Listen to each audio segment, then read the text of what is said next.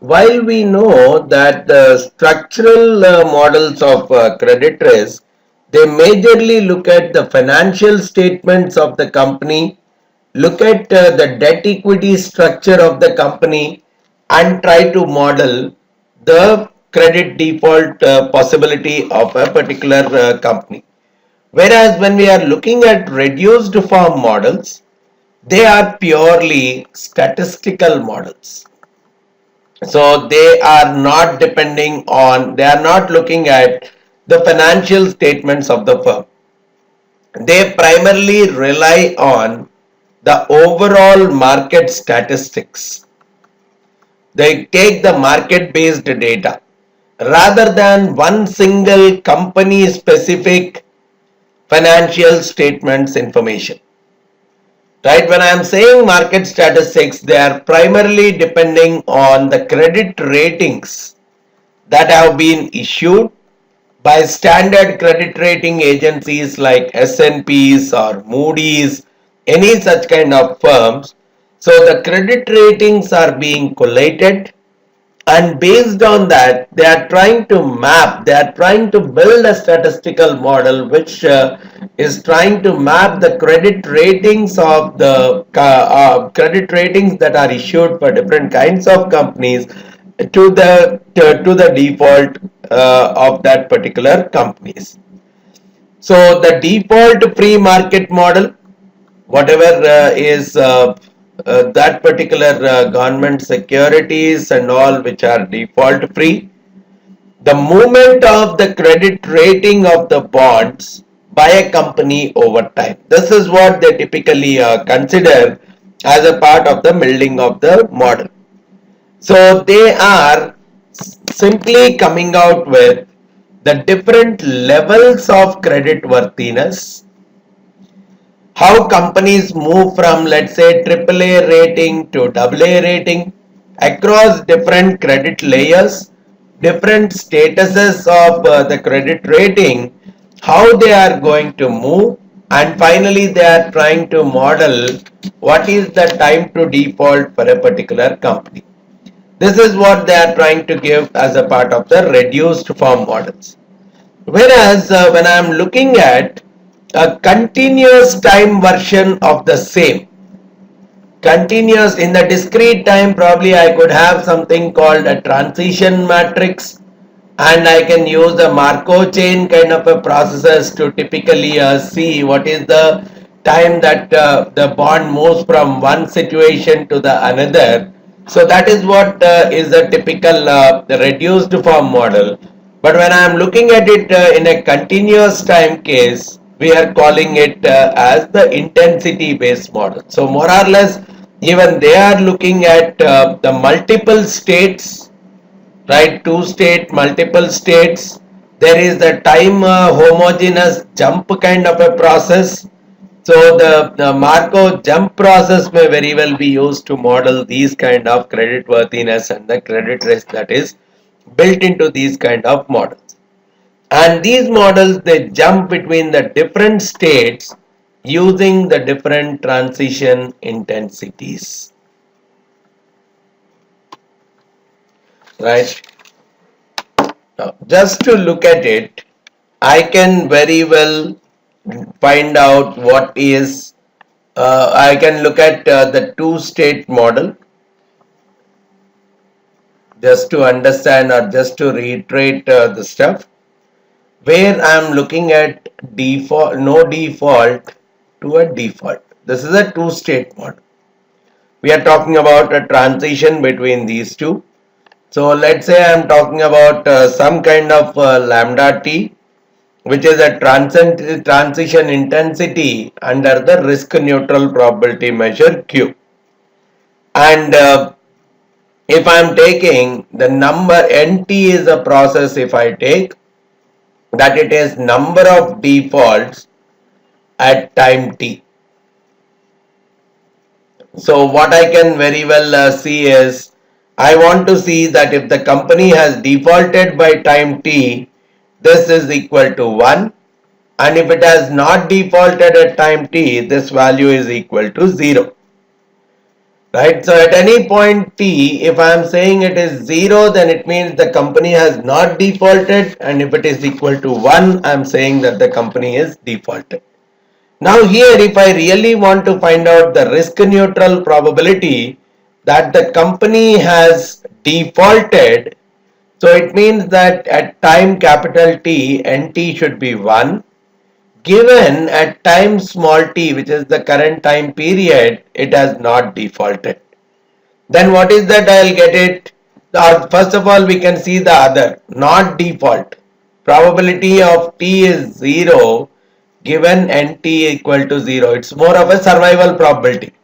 So the survival probability comes out as e power minus t to t lambda s ds. And this is 1 minus e power minus t to t lambda s ds. So this becomes the risk neutral probability that the company has survived up to time t, given that it has survived at time small t. Otherwise, the remaining is an indication that it is defaulting. Now, just a bit of more extension here. Now let me consider a bond, a zero coupon bond, whose current price is BT at time T, and the capital T is the maturity date of that particular bond. And we have a transition intensity of lambda s. And let's assume that in case the bond is defaulted, there is a delta, which is the recovery rate, that is, I mean, that much delta percentage of the value of the bond, of the maturity price of the bond, can very well be recovered. And let's assume the risk free rate of return to be R. Now, if this is the kind of a default that is present in that particular bond, under this transition model, transition intensity situation, how do I find out the value of the bond? Okay, the same logic again. Whatever is the payoff at time t.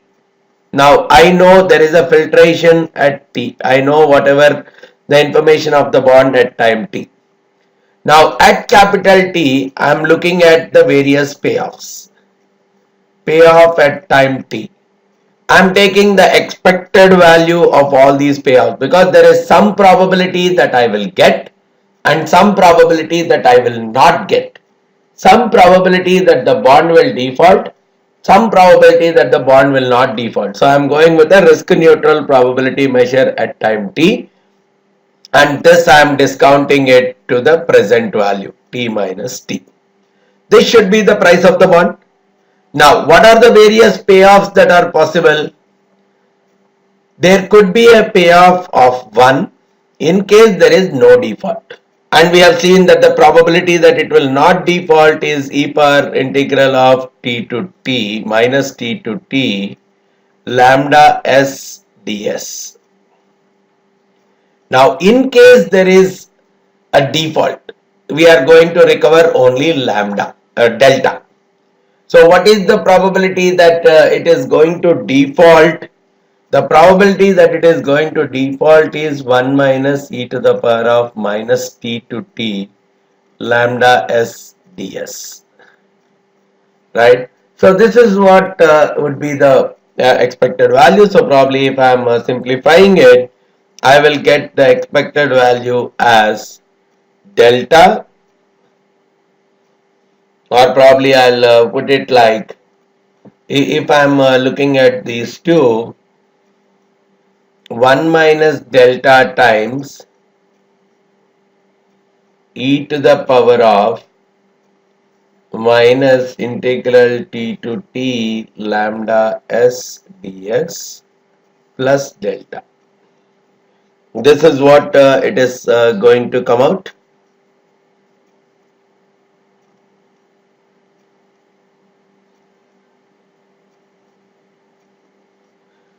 Or probably we can even simplify this as 1 minus of, probably I'll take it the other way, 1 minus of 1 minus delta into 1 minus e to the power of minus T to T lambda S ds.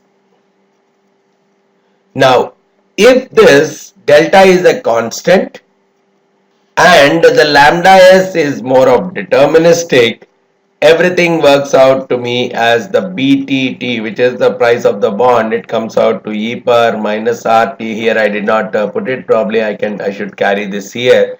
E to the power of minus RT minus T, 1 minus of 1 minus delta times 1 minus e power minus T to T lambda s ds.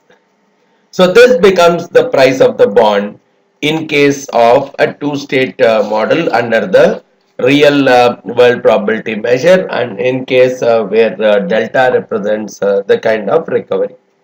And now if we are looking at the credit ratings from this perspective, so for the credit rating, all I can do is find out the lambda s, which I will take as the instantaneous minus dou by dou s logarithm of e power r s minus t bts minus delta. Whatever is going to be the future price of the bond minus the whatever is going to be the recovery rate. So R is the risk-free rate of interest, the force of interest. BTT is the current price of the bond which is going to mature at time S, and delta is the recovery at the time of maturity of the bond. So this is a kind of a mechanism which can be used either for two-state or multiple state in terms of measuring the price of a risky zero coupon bond. So the reduced form and the intensity based models are also helping in terms of deriving the price of the bond through these kind of mechanisms, right?